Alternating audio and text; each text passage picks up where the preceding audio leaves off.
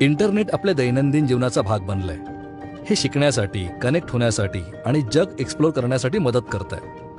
पण जसे वास्तव जगात धोके असतात तसेच डिजिटल जगातही असतात.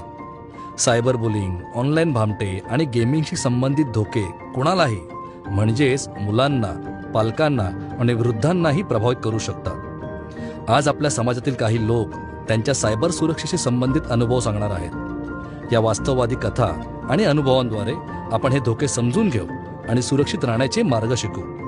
तर तयार आहात का सुरुवात करण्यासाठी? तुम्हाला किंवा तुम्ही ओळखत असलेल्या कोणालाही कधी ऑनलाईन छळाचा सामना करावा लागला आहे का? हो, मला एक लिंक आली आणि त्या लिंकला मी क्लिक केले. त्याच्यानंतर माझं बँक अकाउंट पूर्ण रिकामं झालं. मी मोबाईलचा वापर फक्त अभ्यास करण्यासाठी करते. नाही, असं कधी झालंच नाहीये.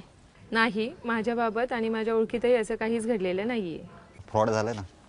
आत्तापर्यंत तर नाही.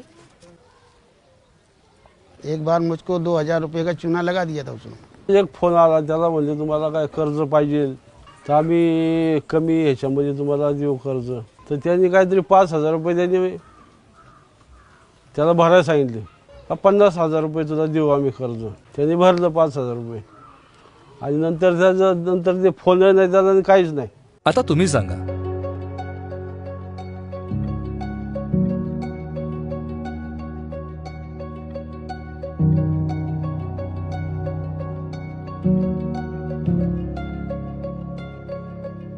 जर कोणी अनोळखी व्यक्ती ऑनलाईन चॅट करताना तुमच्या वैयक्तिक माहितीची मागणी करत असेल तर तुम्ही काय कराल?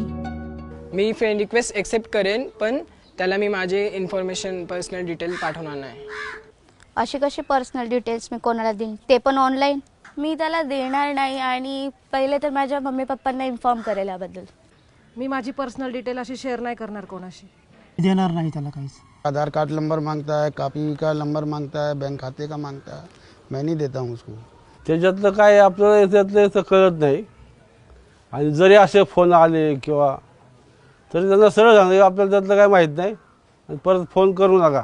इसे मतलब मैं हिंदी पढ़ती मगर वो मराठी में रहता तो लड़की पढ़ लेती, तो लड़की वो बोलती कि नहीं पढ़ने का ये सब. इंग्लिश में आता ही नहीं इंग्लिश में.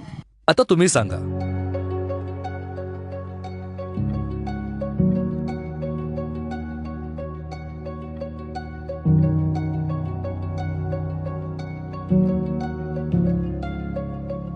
तुमच्या मते ऑनलाईन गेमिंग धोकादायक असू शकतं का?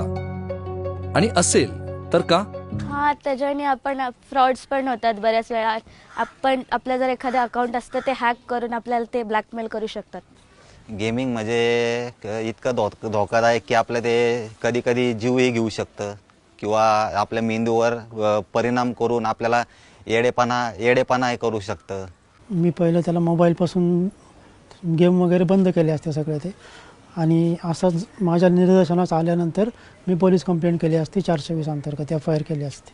आपल्यासोबत खेळतात आणि आपले पैसे बी घेतात काढून. गेम वगैरे आम्ही नाही खेळत काय.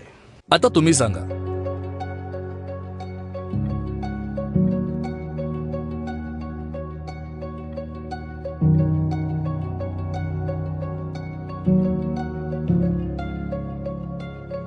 तुम्हाला किंवा तुमच्या ओळखीच्या कोणालाही सायबर धोका निर्माण झाला असेल तर काय करावं?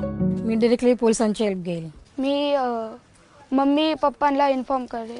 पोलीस स्टेशनला जाऊन हेल्प घेईल. सायबर गुन्हा झालेला आहे त्याच्याबद्दल पुढं लोकांनाही सतर्क होण्यासाठी थोडीफार मी मदत करू शकतो. क्या करेंगे?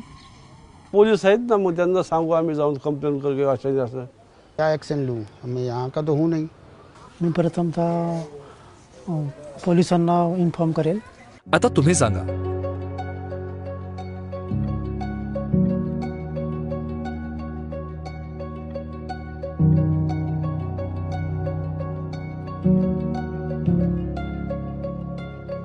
ऑनलाईन सुरक्षित राहण्यासाठी तुम्ही काय सल्ला द्याल?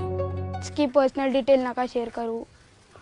अजून असे आपले पैसे कशात गुंतवू नका जे आपल्याला खात्री नसेल तर. मी माझी प्रायव्हसी सेटिंग स्ट्रिक्ट ठेवेन.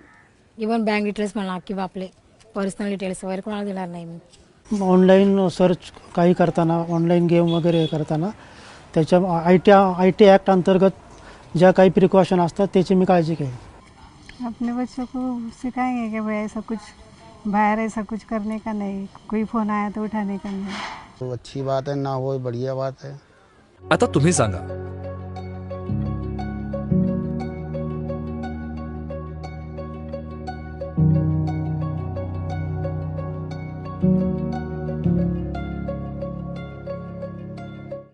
डिजिटल युगामध्ये वावरताना आपल्याला काळजी घेणं अत्यंत महत्त्वाचं आहे.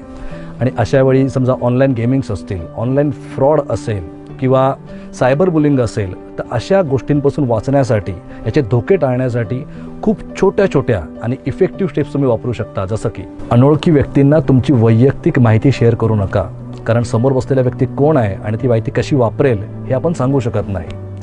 सोशल मीडियावरून आलेली कोणतीही लिंक क्लिक करण्यापूर्वी काळजी घ्या, कारण ती लिंक कुणाकडून आली असेल, ती वेबसाईट कोणती आहे हे आपल्याला माहीत नाही, त्यामुळे तुमचा मोबाईल किंवा लॅपटॉप हॅक होऊ शकतो. ऑनलाईन छळ होत असेल तर तुमचे पालक, शिक्षक किंवा सायबर हेल्पलाईन क्रमांकावर संपर्क साधा. त्यासाठी मुळात घाबरूच नका. ऑनलाईन गेम खेळताना पण काळजी घ्या, कारण की तुमच्या नकळत तुमच्या अकाउंटमधून पैसे जाऊ शकतात. आणि मुलांच्या बाबतीत तर पालकांनी काळजी घेतलीच पाहिजे, कारण की जास्तीत जास्त गेम खेळल्यामुळे मुलांची चिडचिड वाढू शकते. तर अशा वेळेला पालकांनी मुलांच्या मोबाईलमध्ये जर पॅरेंटल कंट्रोल ॲक्टिव्ह केला तर डेफिनेटली याचा तुम्हाला फायदा होऊ शकतो. कोणतेही अकाउंट बनवताना स्ट्रॉंग पासवर्ड्स वापरा आणि ते वेळोवेळी अपडेट करत चला. आणि गरज पडलीच तर ते तुमच्या जवळच्या व्यक्तींबरोबर शेअर करा, अनोळखी व्यक्तींबरोबर शेअर करू नका. आपल्या लॅपटॉप किंवा मोबाईलवरून ऑनलाईन ब्राउझिंग करताना सुद्धा तुम्हाला काळजी घेतली पाहिजे, कारण कोणतीही वेबसाईट वापरताना जर तुम्हाला पॉपअप येत असतील किंवा तुम्हाला वॉर्निंग येत असेल आणि आपण ती जबरदस्ती वेबसाईट ओपन करतोय, तर अशा वेळेला तुमच्या लॅपटॉप किंवा मोबाईलमध्ये मालवेअर डाउनलोड होऊ शकतं आणि ज्यामुळे तुमचा मोबाईल किंवा लॅपटॉप हॅक होऊ शकतो. तर यासाठी काय करायचं आहे, सिंपल आहे. कोणतीही वेबसाईट जी HTTPSने चालू होते अशीच वेबसाईट तुम्हाला निवडायची आहे. बऱ्याच वेळेला आपल्याला ऑनलाईन लॉटरी लागल्याचे किंवा तुम्हाला कोणतेतरी प्राईज मिळाल्याचे असे ईमेल्स किंवा मेसेजेस येतात, तर अशा मेसेजेसना किंवा ईमेल्सला रिप्लाय करू नका, कारण इथूनच ऑनलाईन फ्रॉड आणि सायबर बुलिंगची सुरुवात होते. सायबर जागरूकता आपल्या प्रत्येकासाठी अत्यंत महत्त्वाची आहे. चला तर मग आपण सगळेजण मिळून एक जबाबदार आणि सुरक्षित डिजिटल वातावरण निर्माण करूया.